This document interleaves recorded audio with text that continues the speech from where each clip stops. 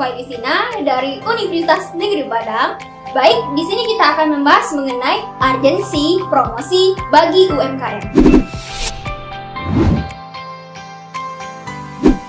Seiring dengan berlangsungnya era industri 4.0 menuju 5.0, persaingan antara para pengusaha semakin ketat.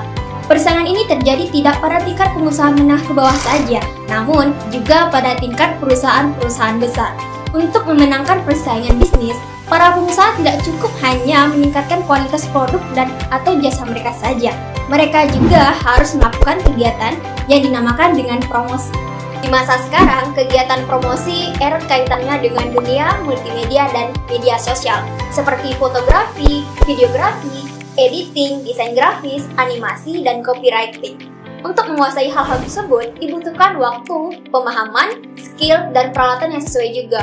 Untuk itu, jika para pengusaha mau mempromosikan bisnis mereka sendiri, mereka perlu mengeluarkan usaha yang lebih besar lagi agar dapat menguasai hal-hal tersebut. Masalah ini semakin terlihat di kalangan usaha mikro, kecil, dan menengah, atau yang bisa kita sebut dengan UMKM, di mana mereka tidak memiliki kemampuan, dana, ataupun peralatan yang cukup untuk mempromosikan bisnis mereka. Di Kota Padang sendiri, terdapat sekitar 80.000 UMKM yang harus dikembangkan oleh Pemko Padang. Berdasarkan penuturan Wako Dinas Koperasi dan UMKM, dari 80.000 UMKM yang terdapat di Kota Padang tersebut tentunya tidak memiliki kemampuan promosi yang cukup, atau bahkan tidak memiliki kemampuan promosi sama sekali. Mengapa Kota Padang? Yang pertama, Kota Padang merupakan ibu kota Provinsi Sumatera Barat, yang juga adalah kota terbesar di pantai barat Pulau Sumatera. Yang kedua, Kota Padang adalah salah satu sentral pendidikan di luar Pulau Jawa yang didukung dengan puluhan perguruan tinggi, termasuk 3 universitas negeri. Yang ketiga, setiap tahunnya Kota Padang mengadakan berbagai festival untuk menunjukkan sektor pariwisatanya.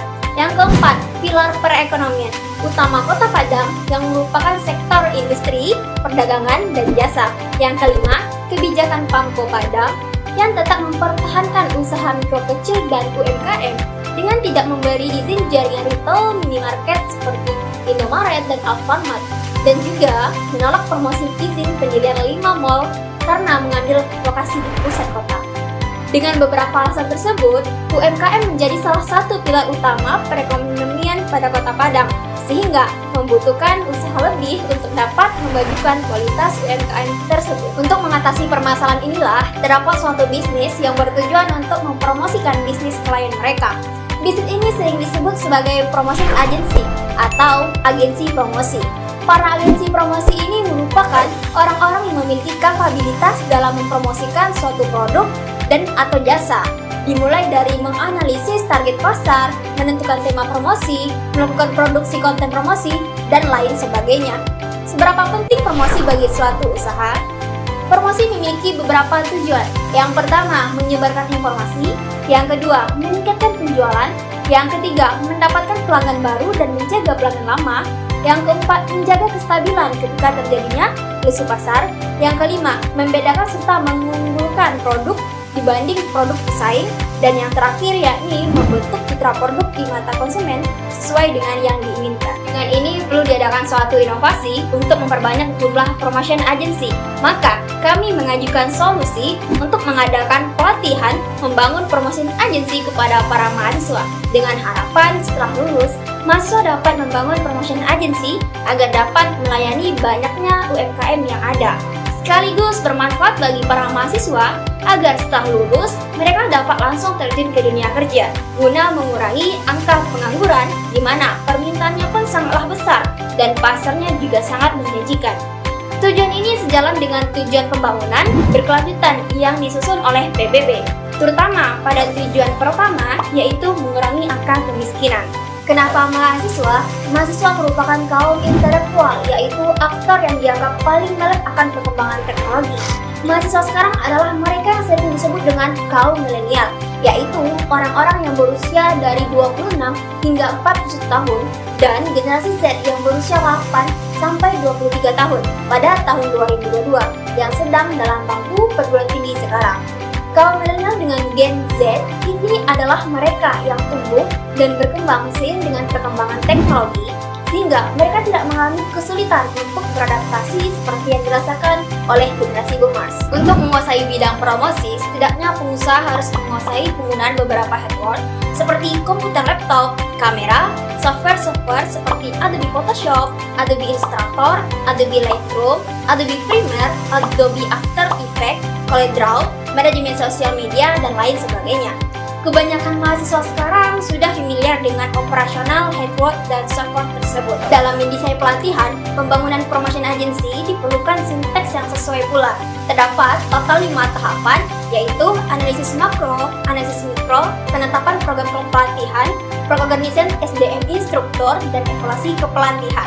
Tahap pertama adalah analisis makro, yaitu kegiatan menganalisis faktor-faktor keadaan daerah tempat program pelatihan yang akan dilaksanakan, di mana terdiri dari 3. Yang pertama, analisis potensi daerah, terdiri dari permintaan dan penawaran kegiatan promosi di daerah, kemudian aturan dan kebijakan tertentu tentang promosi di daerah. Yang kedua, analisis potensi SDM, di mana terdiri dari populasi penduduk, lokasi penduduk, dan usia rata-rata penduduk. Yang kedua, tingkat pendidikan penduduk, dan yang ketiga yakni pekerjaan dan pendapatan penduduk.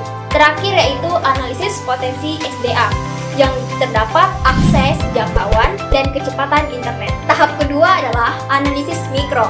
Analisis mikro adalah kegiatan analisis secara spesifik potensi yang dapat melahirkan peluang dilaksanakan pelatihan. Nah, analisis ini bertujuan sebagai fondasi sebuah program pelatihan yang perlu dilaksanakan. Tahap ketiga adalah penetapan program pelatihan. Pada tahap ini ditetapkan judul, merumuskan tujuan pelatihan, kebermanfaatan pelatihan, subjek sasaran pelatihan, dan rumusan materi pelatihan. Nah, di mana terdapat 3 tahap, yaitu yang pertama menyiapkan modul pelatihan, yang kedua menyiapkan form monitoring, dan yang ketiga yakni menyiapkan forum evaluasi. Tahap keempat adalah pengorganisasian SDM instruktur. Pada tahap ini, kita akan mendata dan mengorganisasikan SDM yang akan menjadi instruktur atau tenaga pengajar pada program pelatihan ini. Para instruktur ini tentunya adalah orang-orang yang telah memiliki kualifikasi yang sesuai dengan program kepelatihan. Tahap kelima adalah evaluasi program kepelatihan. Pada tahap akhir ini, kita akan mengevaluasi keseluruhan pelaksanaan pelatihan. Dengan begitu, kita bisa melihat keefektivitas program pelatihan yang telah dilaksanakan. Ada 3 hal yang perlu kita perhatikan. Yang pertama, waktu pelaksanaan pelatihan. Yang kedua, biaya pelaksanaan pelatihan. Dan yang ketiga, yaitu keberhasilan peserta pelatihan. Bisa disimpulkan agensi promosi merupakan solusi bagi para pengusaha untuk melakukan aktivitas promosi mereka. Dan dikarenakan sangat besar perbandingan jumlah antara jumlah pengusaha di Kota Padang dengan agensi promosi yang terdiri di Kota Padang, dan beberapa agensi promosi hanya bergerak di bidang tertentu saja, maka diperlukan adanya pelatihan membangun promosi agensi untuk mengatasi permasalahan ini. Pelatihan ini juga bermanfaat bagi para mahasiswa agar setelah lulus mereka dapat langsung terjun ke dunia bekerja, di mana peminatnya sangatlah besar dan pasarnya juga sangat menjanjikan.